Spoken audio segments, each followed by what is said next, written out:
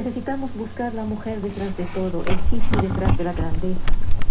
Se le conoce a Nobel una breve aventura parisina a los 18 años, otra platónica con Berta Kinsky, ella misma premio Nobel de la Paz en 1905, y una amante tardía que trabajaba en una florería vienesa, iluminó su madurez y le costó mucho dinero.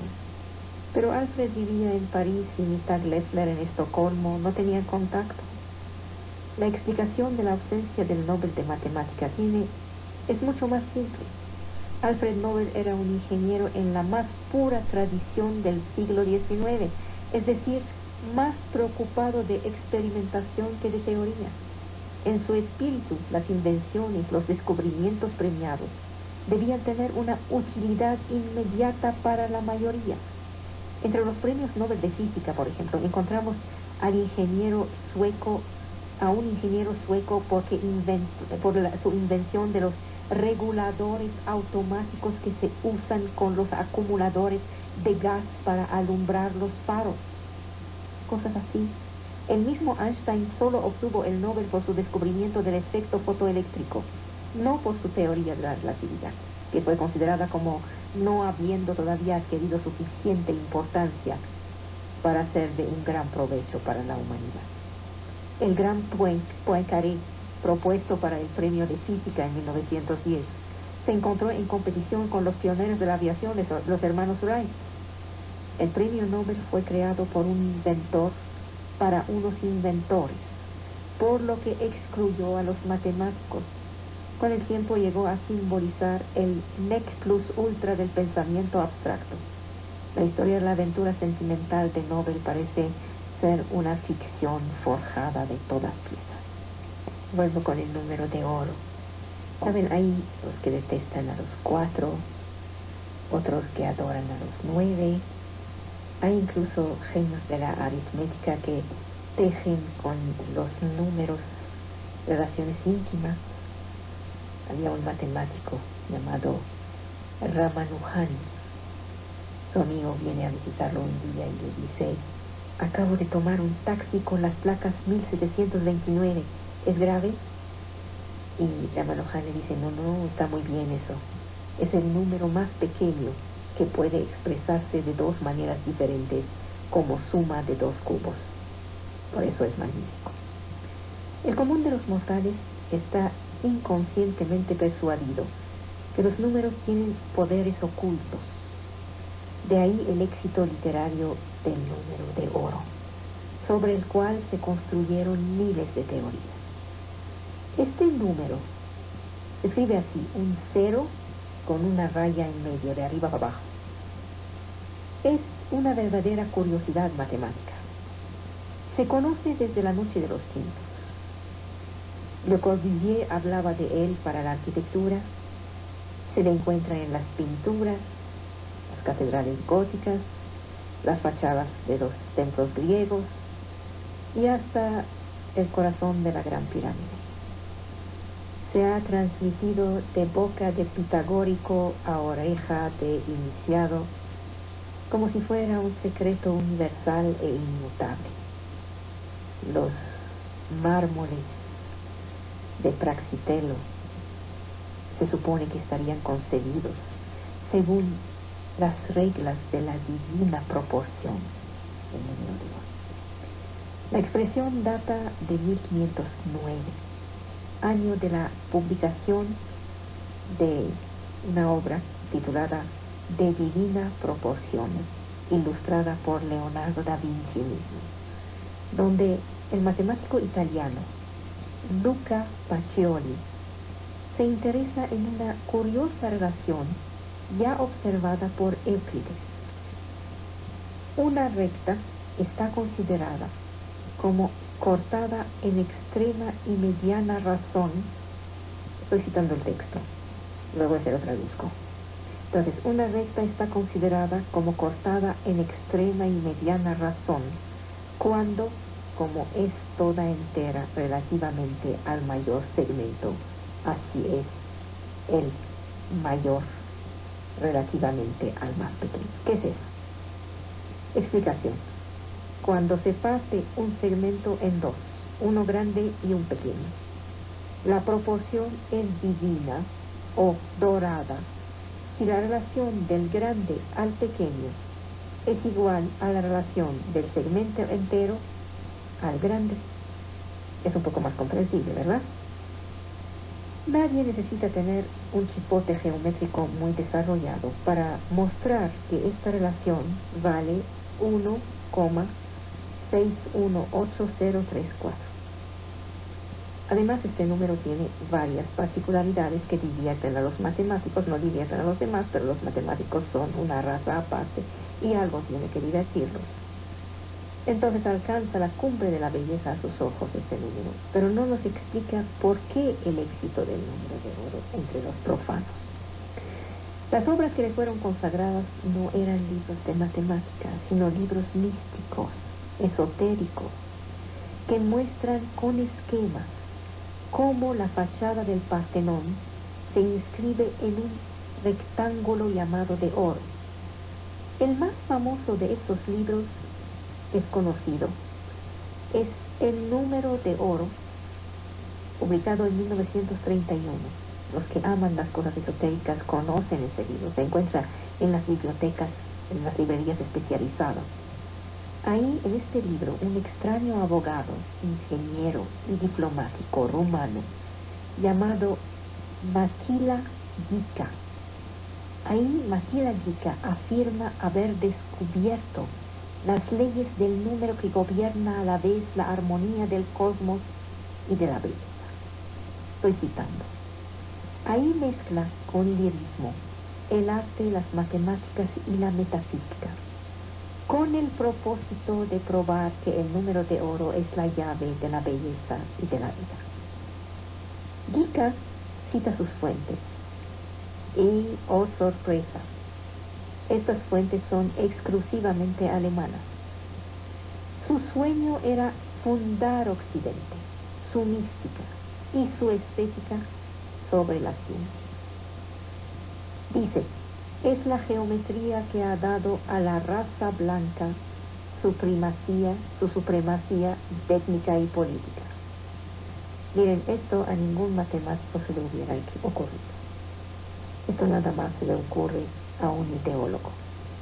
La pequeña relación igual a la grande, la similitud de una división con ella misma, el microcosmo en el macrocosmo, tienen evidentes raíces místicas que algunas referencias griegas o medievales bastan para revelar.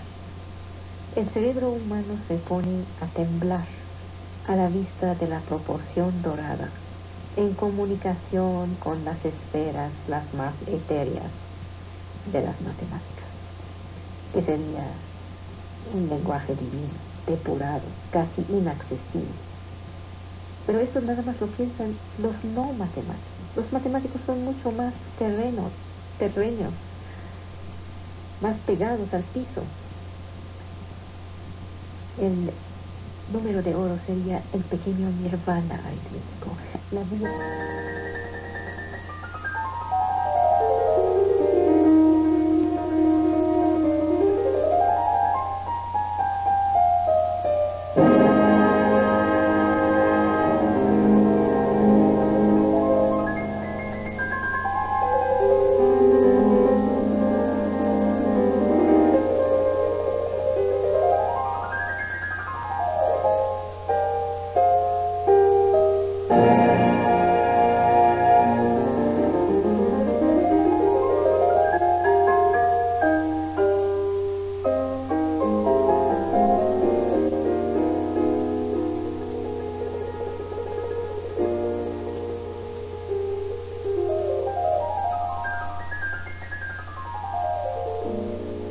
Dos investigadores de la Universidad de Yale, uno llamado Ed Hines y el otro Charles Sukenik. Estos dos hombres pusieron en evidencia la existencia de algo que se llama energía negativa. Este fenómeno es conocido bajo el nombre de efecto Casimir. Había sido previsto desde 1940. Hablo de un físico alemán llamado H.B. Casimir. Este lo descubrió en el año 1940, pero solo fue observado de manera experimental hasta 1994. Este efecto Casimir pone en evidencia las fluctuaciones cuánticas del vacío. ¿Qué es eso? El vacío es en realidad poblado de partículas virtuales que nacen y desaparecen tan rápido que no podemos verlas.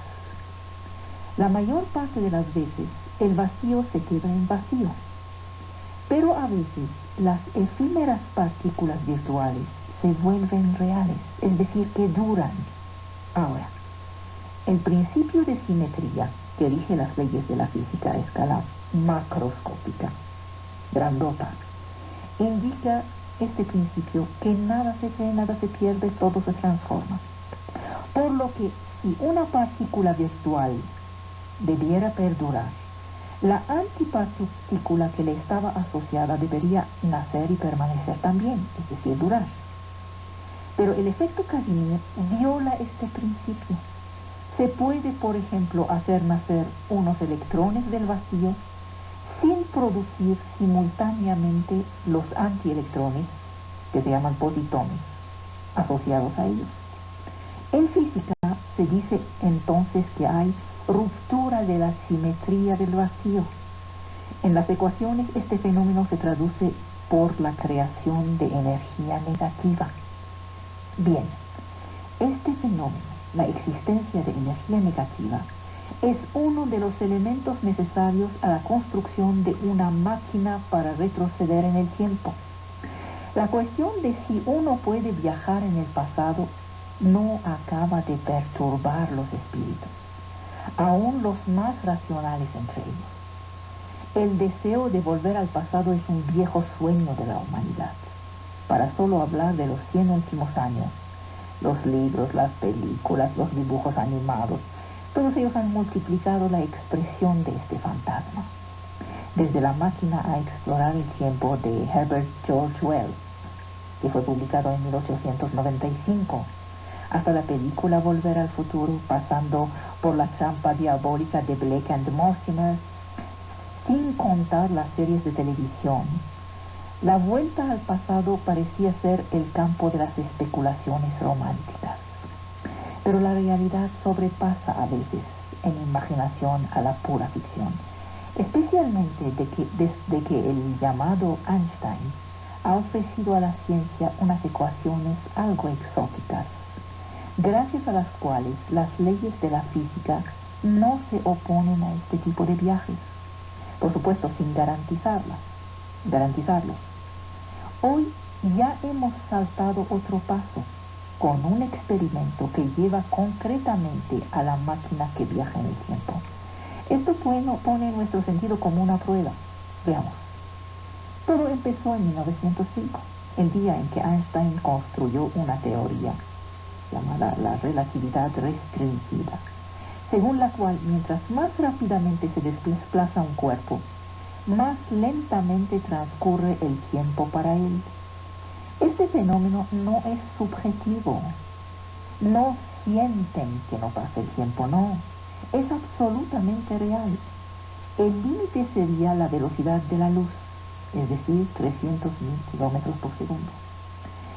Velocidad a la cual el tiempo se congela. Así, si una nave deja la Tierra y alcanza una velocidad cercana a la velocidad de la luz, los viajeros evolucionarán en un ritmo temporal más lento que los hombres que se habrían quedado en la Tierra. Si comunicaran por radio, los hombres que se han quedado escucharían las voces de los viajeros más lento, como si pasáramos un disco de 45 vueltas a la velocidad de un disco de 33 vueltas. En cambio, los ocupantes de la nave observarían el fenómeno opuesto, es decir, más rápido escucharían las cosas. La dilatación del tiempo, como la llaman, es una de las características del universo. Esta ley fue el primer golpe llevado a la fe en la existencia de un tiempo absoluto que transcurre siempre al mismo ritmo en los 4 puntos cardenales de nuestro mundo. Einstein reincidió en 1916 cuando enunció la teoría de la relatividad general. Según esta, se volvía posible construir verdaderos túneles hacia el pasado. Al enunciar las leyes de la gravitación, relatividad general, Einstein ha abierto la puerta a la imaginación científica. El tiempo como el espacio pueden ser manipulados. Según esta teoría, que es un verdadero faro de la ciencia del siglo XX, mientras más denso un cuerpo, una estrella por ejemplo, más dobla el espacio, como si fuera una pelota puesta sobre una sábana tendida. Esta curva precipita los objetos vecinos sobre el cuerpo masivo, es decir, que este cuerpo masivo, la pelota, los atrae, como se dice en lenguaje clásico. Es así como se ejerce la fuerza de gravitación. Por ejemplo, la Tierra, que es más densa que la Luna, produce una curvatura más acentuada del espacio que la contiene. Siguen con esta imagen de la pelota y de la sábana. Es decir, que produce la Tierra un campo gravitacional más fuerte que su satélite natural, la Luna. La densidad puede crecer, cuando menos en teoría, hasta el punto de provocar la caída del cuerpo sobre sí mismo bajo el efecto de su propia gravedad. La bola, pelota, superdensa, acaba entonces por agujerar la sábana. Entonces ya tenemos a un agujero negro, este objeto mítico que la teoría de la relatividad general prevé como estadio último de una estrella masiva que se cae sobre ella misma. El problema es que jamás ha sido observado e identificado formalmente el tal agujero negro. Las ecuaciones dicen que está, jamás se ha visto. Sin embargo, sí se han detectado fenómenos cósmicos que dejan creer que los agujeros negros existen.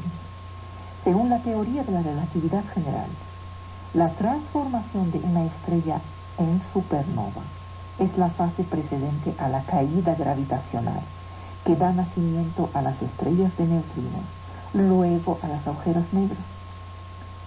Algunos objetos celestes presentan las características de los agujeros negros previstas por la relatividad general. ¿Acaso son máquinas que permiten volver en el tiempo? Estos cosos tienen además otra particularidad. Un agujero negro tiene tal densidad, tal fuerza de atracción, que incluso la luz no puede escaparse cuando cae en su pozo. Todo lo que se le acerca será primero aplastado, luego definitivamente tragado. Siempre según la relatividad general, un agujero negro puede a veces dar nacimiento a un agujero de gusano. ¿Qué es eso? Es un túnel del espacio-tiempo, como el que hacen los gusanos en la Tierra. Este túnel desemboca sobre una fuente de luz, que se podría llamar fuente blanca. Es algo así como el hermano gemelo, la hermana gemela enemiga del agujero negro. La entrada del agujero de gusano es el agujero negro. Esta entrada absorbe la materia. La salida del agujero de gusano, la fuente blanca, vuelve a escupir la materia. Con las particularidades, por lo menos extrañas, de tal configuración, la ciencia sobrepasa y de lejos a la imaginación. Si es que existen, los agujeros de gusano son unos achatamientos del espacio. En las 3 dimensiones donde tenemos la costumbre de movernos, Los achatamientos son comunes. Si un tren toma a 100 kilómetros por hora un túnel hecho en la montaña, y si un carro sigue el relieve de esta montaña a la misma velocidad de 100 kilómetros, es el tren que llegará más rápido al destino. Es evidente, ¿no? Bueno, igualmente, una partícula que entra en un agujero de gusano vuelve a salir por la fuente de luz, que puede encontrarse a miles de millones de kilómetros de aquí, sin haber tenido esta partícula, sin haber tenido que recurrir físicamente esta distancia.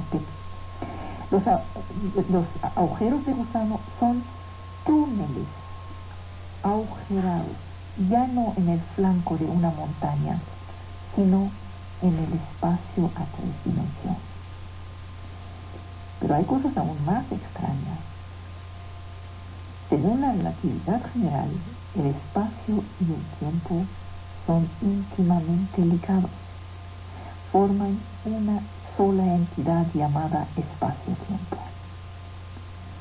La modificación de los parámetros ligados al espacio, como el lugar, como la velocidad, como la densidad, esta modificación puede llevar a una alteración del tiempo. Hay unos científicos, uno llamado Kurt Gödel, otro Kip Thorne. Kip Thorne es un físico que trabajó en el Californian Institute of Technology, y Kurt Gödel fue el mayor logístico del siglo XX. Era un amigo de Einstein. Fue el primero en los años 40 en proponer los principios de una máquina que viajaría en el tiempo, en el marco de la relatividad general de Einstein. Estos dos científicos han demostrado que los agujeros de gusano podrían engendrar unas bucles, así como los del pelo, pero esta vez bucles temporales, unos pasajes del presente hacia el pasado, y se vuelven así verdaderas máquinas a pasear en el tiempo pasado. La entrada del agujero de gusano, el agujero negro, si la entrada es inmóvil en relación con nosotros, y si la salida, la fuente blanca, se desplaza en el espacio a velocidad cercana a la velocidad de la luz, el fenómeno de dilatación del tiempo tendrá una consecuencia sorprendente. El tiempo pasará a ritmos diferentes a la entrada del túnel temporal y a su salida. Suponemos que la salida del agujero de gusano se mueve a 99.99% de la velocidad de la luz. Cuando 48 horas habrán pasado a la entrada, solamente habrían pasado 28 minutos a la salida. Por ello, la maestría en la construcción de los agujeros de gusano permitiría escoger el momento de salida en el pasado. En el ejemplo que acabo de dar, si el viajero temporal penetra en el agujero de gusano 48 horas después de haberlo creado, solo saldrá de él 28 minutos después del instante de la creación. Habrá hecho entonces una vuelta en el pasado de 47 horas 32 minutos. 48 más 28 menos 28 minutos es lo que queda. Entonces, la física moderna autoriza la vuelta al pasado por medio de los agujeros de gusano, que son unos túneles espaciotemporales, pero con una restricción. No se puede volver más allá de la fecha de construcción del agujero. Así, si un sabio fabrica su agujero de gusano el 1 de noviembre de 1997 y entra en él el 1 de noviembre de 2037, podrá volver al pasado cuando mucho hasta el 1 de noviembre del 97. Entonces, repito, La física autoriza la vuelta al pasado por medio de agujeros de gusano, que son unos túneles espaciotemporales, pero con una restricción: no se puede volver más allá de la fecha de construcción del agujero. Así, si un sabio fabrica su agujero el 1 de noviembre del 97, entra en él el 1 de noviembre de 2037, podrá volver al pasado cuando mucho hasta el 1 de noviembre del 97. Pero esta posibilidad física contraviene a la lógica, no a la física. Al rato les explico por qué. Algunos problemas fundamentales se presentan en esto del viaje en el tiempo. Primero, ignoramos si realmente hay agujeros de gusano en el universo. Que la teoría los prevé no cambia nada de nada, porque la teoría deja un amplio lugar a la especulación. Sin embargo, algunos indicios, como les dije, tienden a probar que sí existen, pero solo a escala de lo infinitamente pequeño. Solo medirían unos 10 a la menos 43 centímetros y desaparecerían después de 10 a la menos 35 segundos. Estos dos valores se llaman las constantes de Planck y marcan el límite más allá del cual las leyes de la física se nos escapan. Desaparecen entonces estos muy chiquitos agujeros por causa de inestabilidad estructural. Es muy difícil hacer pasar a un hombre y a su nave en esta cabeza de aguja espacio-temporal. Para viajar en el tiempo habrá que construir un agujero de gusano a nuestra escala. ¿Cómo hacerlo? La inestabilidad de los agujeros de gusano se debe a su mala tendencia a caer sobre ellos mismos.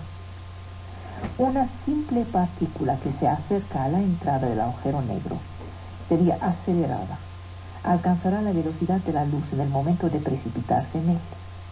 En física, se constata que la masa de la partícula aumenta a medida que su velocidad se acerca a la de la luz. A este límite, la masa sería infinita. La entrada del agujero de gusano a masa infinita se haría sin problema, porque sumaría su masa gravitacional a la ya enorme masa del agujero negro. El agujero negro crecerá, pero una vez atravesado, las estructuras del túnel se caerán bajo el efecto gravitacional de la partícula, es decir, que ésta cavaría su propia tumba. Del agujero de gusano solo subsistiría el agujero negro, en el cual la partícula quedaría prisionera. La única manera de consolidar el agujero negro, en el cual la partícula, la única manera de consolidar el agujero de gusano sería tapizarlo con un material capaz de oponerse al inmenso campo gravitacional que ha desarrollado la partícula. Es decir, que hay que reforzar las paredes.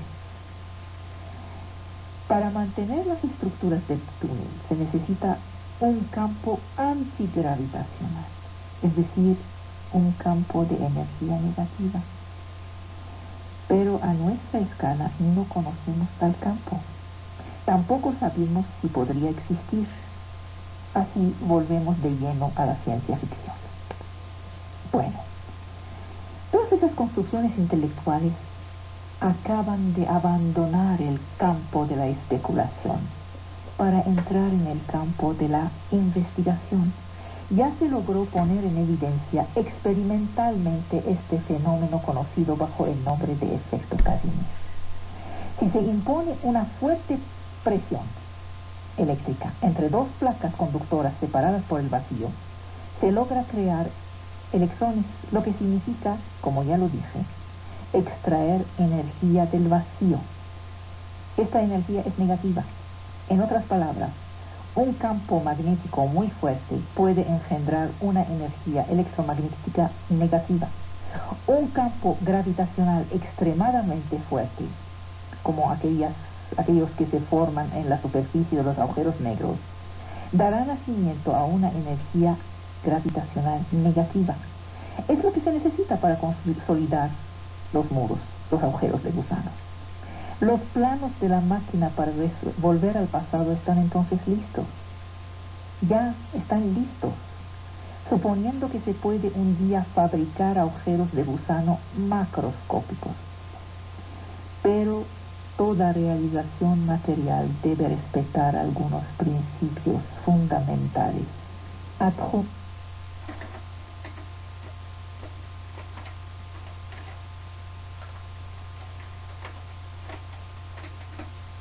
Principios fundamentales adjuntos a las leyes físicas, como la coherencia lógica y como el principio de causalidad. El lío ya no está con la física, como les dije, el lío está con la lógica.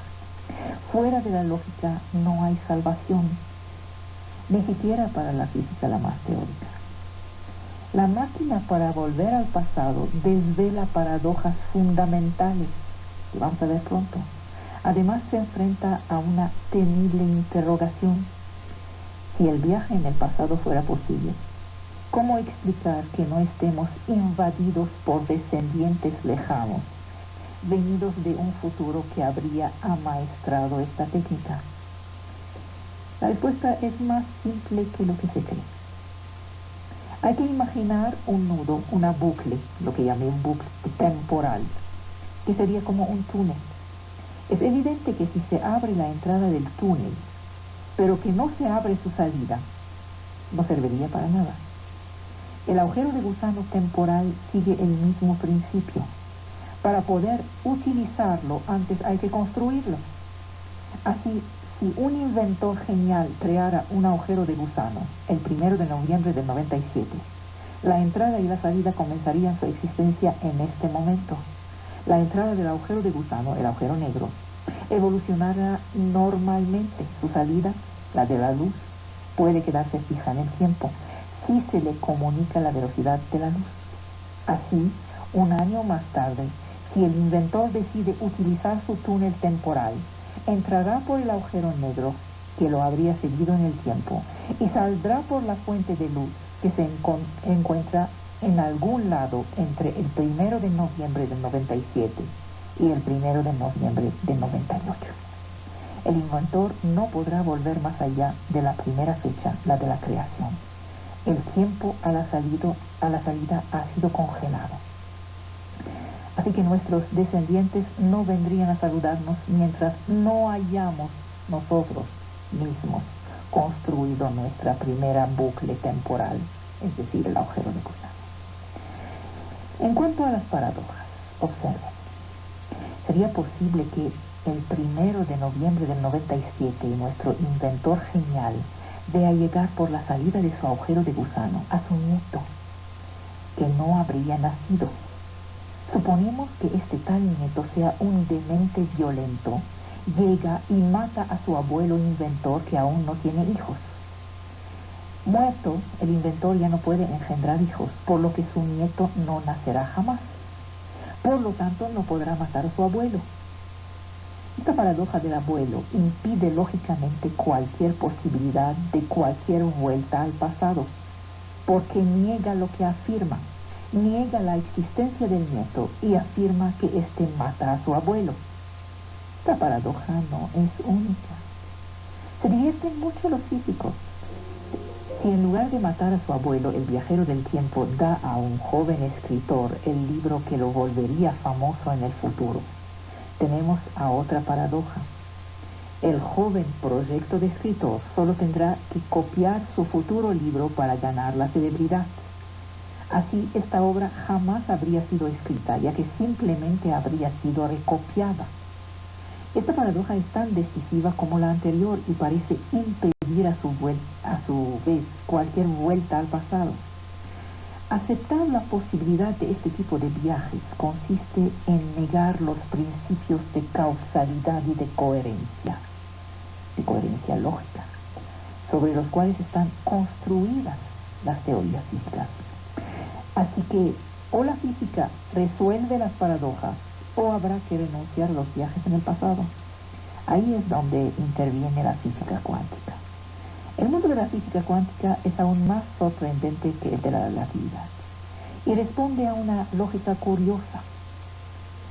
Una partícula puede encontrarse simultáneamente en varios lugares, pero cuando se le observa, la multipartícula se rejunta en una sola, en un lugar determinado, por cierta probabilidad de presencia. Hay numerosas explicaciones de este comportamiento que han sido probadas desde hace decenios. Estas tentativas van desde lo extremo, lo más racional, hasta lo extremo, lo más especulativo. En lo racional tenemos a la teoría cuántica, que es un formalismo matemático que no describe físicamente el comportamiento real de las partículas. En lo especulativo habría tantos universos paralelos como hay posibilidades de presencia de una misma partícula en dos lugares distintos. ¿Qué significa la posibilidad de la existencia de una multitud de universos paralelos? ¿Qué es eso? Cuando la partícula está desmultiplicada en varios lugares, se crea en realidad una superposición de universos. En cada uno de los universos, parece cuento de locos, ¿verdad? Bueno, en eso se la pasan los físicos. En cada uno de los universos, la partícula ocupará un solo lugar. Aquí ya no se trata de superposición de estados de una partícula, sino de superposición de universos. Desde el momento en que efectuamos la medida, deslocamos, separamos los universos. Cada uno de ellos seguirá su propia evolución independientemente de los demás y será medido por investigadores paralelos en cada universo.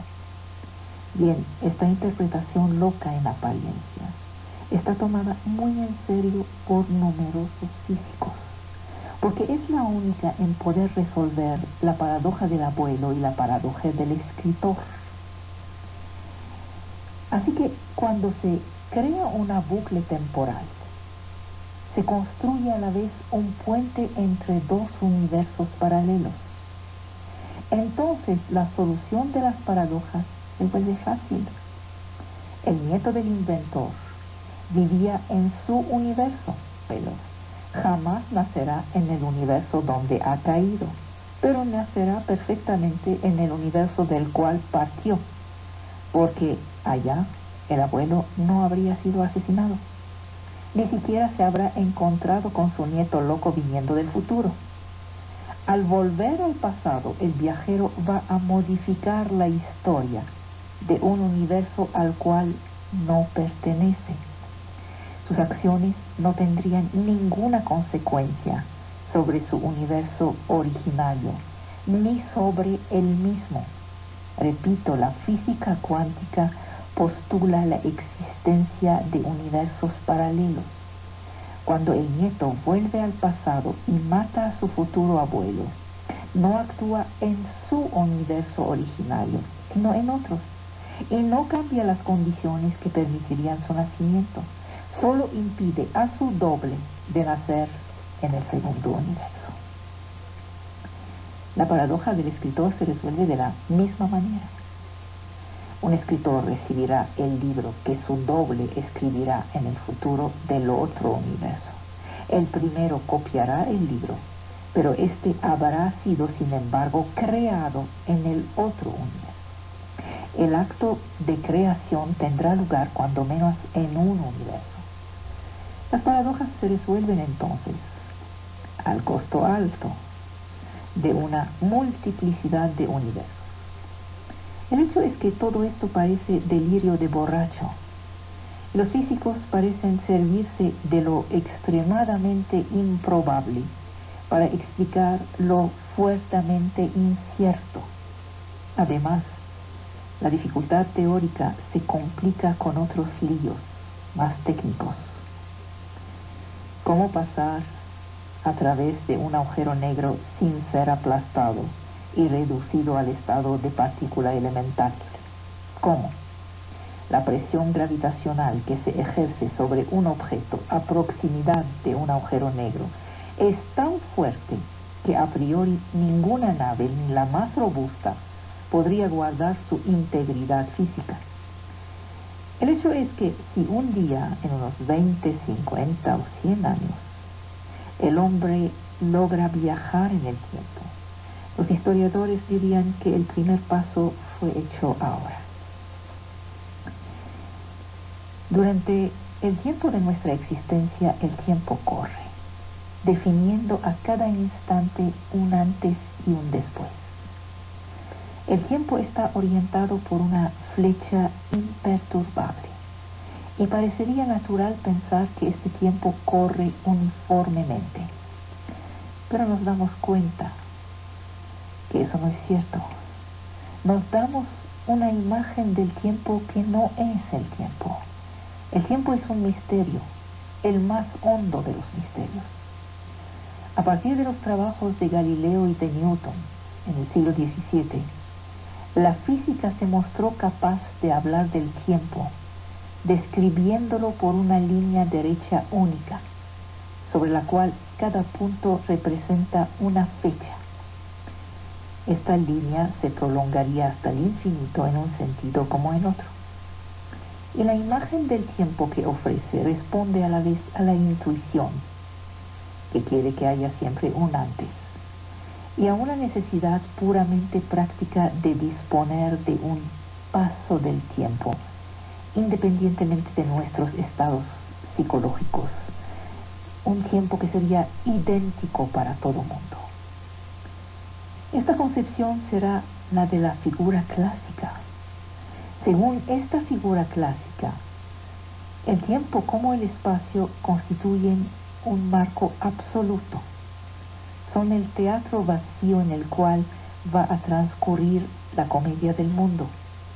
Los fenómenos se producen en el espacio y se suceden en el tiempo.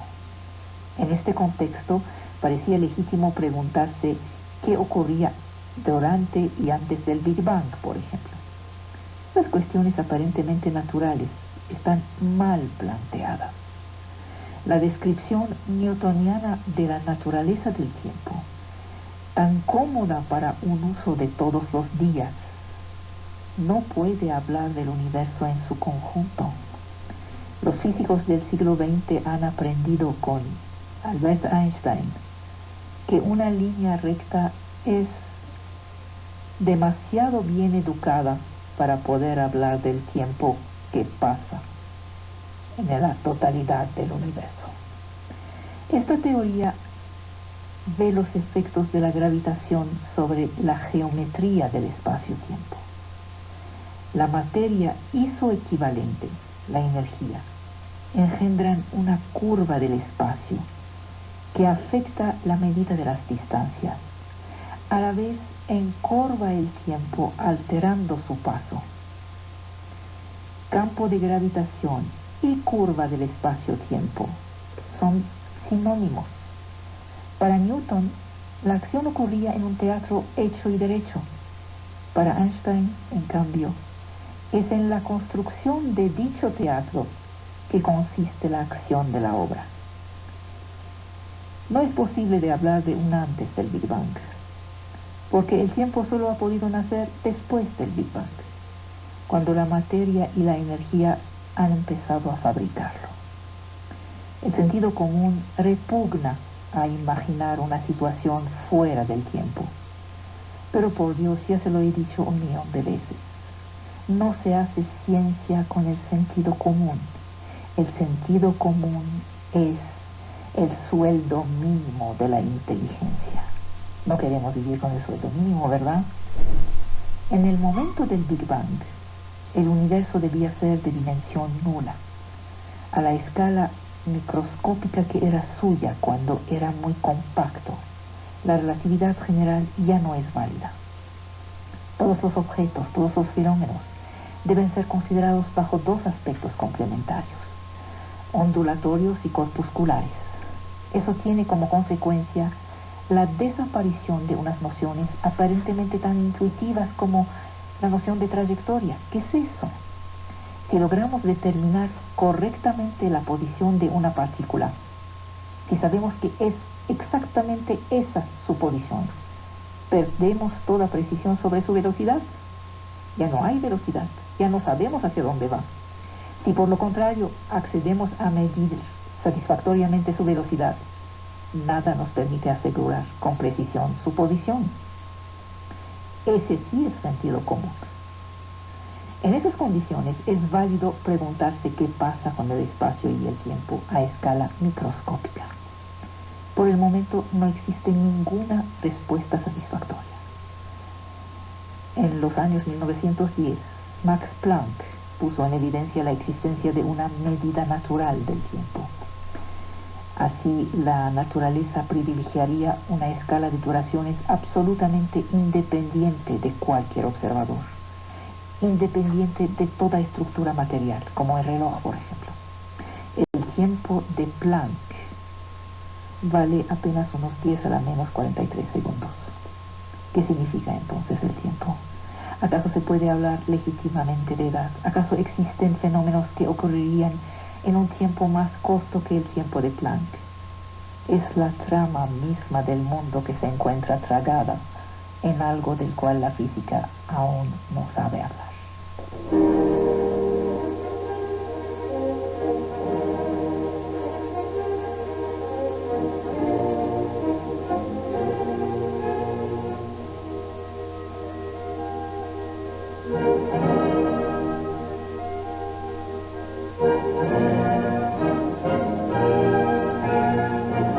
Alejandría. Hay una película de un cineasta egipcio llamado Youssef Chahine. La película se llama Alejandría aún y todavía. Fue un exitazo en Europa.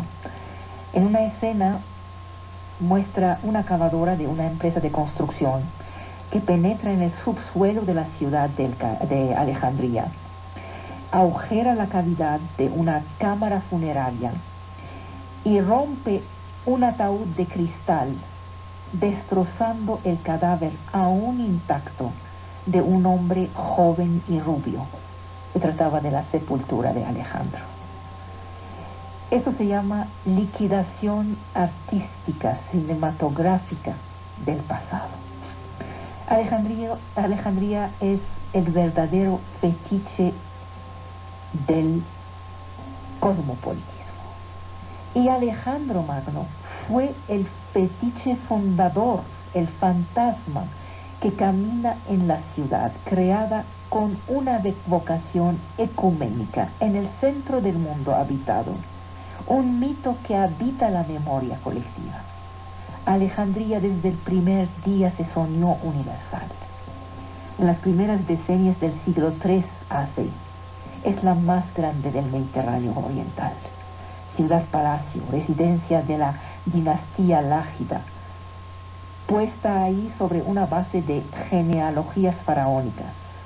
Es el sitio de un poder centralizado que irradia sobre el conjunto de Egipto, en la vecindad de Cirene y del Levante, ciudad donde viven macedonios, griegos, judíos, egipcios, mercenarios, galos, esclavos, nubios, aventureros, literatos, científicos, mercaderes, viajeros, y todos esos llegaron de todas las regiones del mundo helenizado. Es el corazón de una administración compleja que, para no dejar escapar ninguna fuente de ingresos, cuadría el territorio, racionaliza la circulación de las riquezas y de las personas, planifica la agricultura, alienta las experiencias de granjas modelo como en la oasis de Fayum. Ahí coexisten colonos griegos con población local, élites helenizadas y sacerdotes egipcios, fieles de Yahvé y todo lo demás. Ahí se desvanecen las fronteras entre griegos y bárbaros. Alejandría es una oasis abierta sobre el Mediterráneo. El buen ejercicio del poder y las realidades del mundo que nacieron de las conquistas de Alejandro, hicieron de ella un lugar de confrontación entre pensamiento griego y sabidurías ajenas. Ahí se toma conciencia de la diferencia y del valor recíproco de las mentalidades y de las creencias. Es lo contrario del fanatismo, Alejandría. Es una bandera antifanática. Por ello es bella. Cuentan, cuando yo era chica, recuerdo, me contaban la historia de un pobre muchacho de la campiña egipcia que nació mudo, nadie lo escuchó hablar. Y un día dijeron a sus papás que había un médico extraordinario en Alejandría que hacía hablar hasta los mudos más mudos. Lo llevaron allí con la esperanza de que hablara. Y en el camino hacia donde estaba el médico, el joven pasó por la playa alejandrina y vio a todas esas muchachas medio desnudas. Y dijo por primera vez en su vida 2 palabras: ¡oh, qué belleza! Ya se había curado antes de llegar con el médico. Es bajo los primeros Ptolomeos que se tratan de conciliar las creencias de unos y otros. Atenas está debilitada, Pérgamo apenas empezaba, Antioquía y Seleucia no tienen la base política y cultural suficientes. Ninguna otra capital podía pretender rivalizar con la ciudad de los Ptolomeos. Estos son los protegidos de Alejandro. Guardan sus restos, aspiran a trascender las fronteras. Fíjense cómo se hace la historia. La parte la más delgada y la más rica de la herencia de Alejandro le tocó al más capaz y el más sabio de sus generales, Ptolomeo, hijo de Lagos. Ptolomeo, el inteligente, el que sabe manipular los símbolos, carga con el cuerpo del difunto rey hasta Menfis. El que tiene el cuerpo del rey es el que tiene la legitimidad. Lo entierra ahí en un sarcófago de oro. Luego Ptolomeo Filadelfo hizo transportar este sarcófago a Alejandría. Ptolomeo Coxes toma el oro del sarcófago para utilizarlo y expone los restos de Alejandro en un ataúd de cristal, el ataúd del cual habla el cineasta aquel. El hijo de Lagos, Ptolomeo I, trajo también a la que era entonces la amante ocasional de Alejandro, Thais, y se casó con ella, doble legitimidad, y tuvo con ella 2 hijos. Mientras que los demás herederos de Alejandro gastaban la mitad de su existencia en guerrear, él se consagró a consolidar su posición en un país extraño y hacer progresar la agricultura y el comercio egipcios. Solo después de 18 años de trabajo, después de organizar firmemente la vida política y económica de su nuevo reino, solo después se dio el nombre de rey. Por él y por su sucesor, Filadelfo, Egipto se volvió griega. Sometió Cirene, Creta, Chipre, Siria, Palestina, Fenicia, Samos, Lesbos, Samotracia, el Hellespont. Todo eso fueron colonias alejandrinas. Además, ustedes ya lo saben, tuvo el tiempo de fundar hacia el año 290 hace el museo y la biblioteca. Para manifestar la dimensión ecuménica de la nueva capital, los Ptolomeos quieren transformarla en microcosmos, ciudad-museo, espejo del mundo, de las glorias de la dinastía. Los empleados del rey van en busca de libros raros, de animales exóticos, de talentos desconocidos, de intelectuales de reputación mundial. Hacen todo para seducir los espíritus los más brillantes. Alejandría será ciudad de las musas, de la mayor biblioteca de la antigüedad. Vuelve realidad el sueño de universalidad de Aristóteles. Ahí vivieron en comunidad los hombres más inteligentes del mundo, teniendo a mano decenas de miles de libros en papiro. Se les protegía. Estaban liberados de preocupaciones materiales. Una sola limitante: no disgustar al rey e instruir a sus hijos. No está mal. En cambio, se les daban las condiciones necesarias para el florecimiento de la vida literaria y científica. Se favorecían los proyectos los más ambiciosos. Ahí se dibujó el nuevo mapa del mundo. Ahí se hicieron las primeras ediciones de Homero, las cronologías universales, los diccionarios, enciclopedias. No solo hacia adentro del museo, también hacia afuera. Ahí el médico Herófilo decidió establecer su gabinete en tiempo de Calímaco. Es que había un clima intelectual. La ciudad tenía ideas amplias. Había seguridad para la gente así. Fue un momento privilegiado en la historia. Pero la serenidad y la utopía no resisten a las turbulencias políticas ni a la mediocridad de los sucesores. Eso es regla, ¿eh? Ptolomeo VIII persigue y expulsa a la inteligencia alejandrina. Esos se van, la diáspora llega a las islas y ciudades mediterráneas que se llenaron de filólogos, filósofos, matemáticos, músicos, físicos, médicos.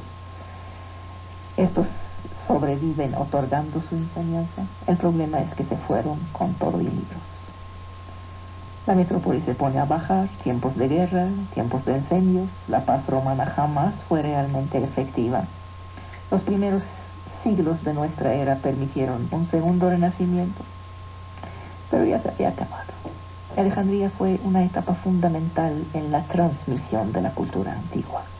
Jamás antes se había decidido juntar en un mismo lugar y a tal escala las huellas escritas del pensamiento humano. Jamás se ha administrado así el patrimonio intelectual de la humanidad. Copiar los textos, estudiarlos, comentarlos, resumirlos, volverlos accesibles.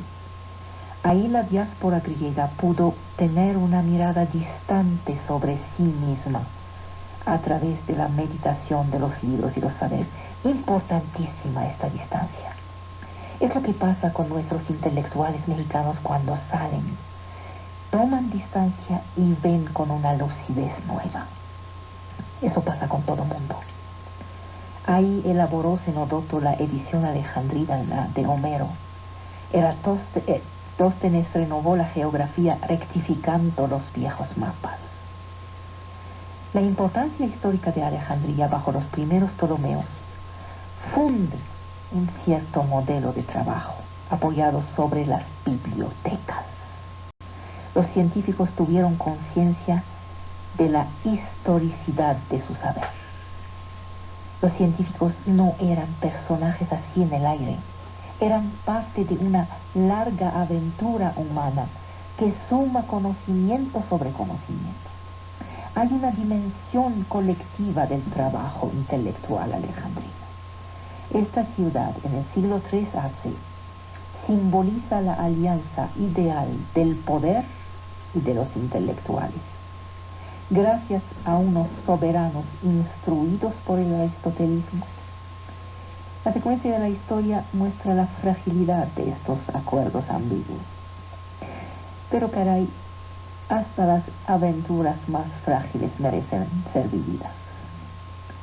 ¿Qué es lo que no está frágil? A veces la cultura alejandrina se deja llevar por el juego de la erudición, se deja llevar por la reclasificación perpetuamente constante de su memoria. Hoy somos herederos de Demetrios, de Zenodoto, de Calímaco, de Eratóstenes. Y Alejandría es el mediador, el filtro. ¿Cuáles textos conservar? ¿Cuáles escoger? Alejandría no es Atenas. Es la etapa necesaria para alcanzar Atenas.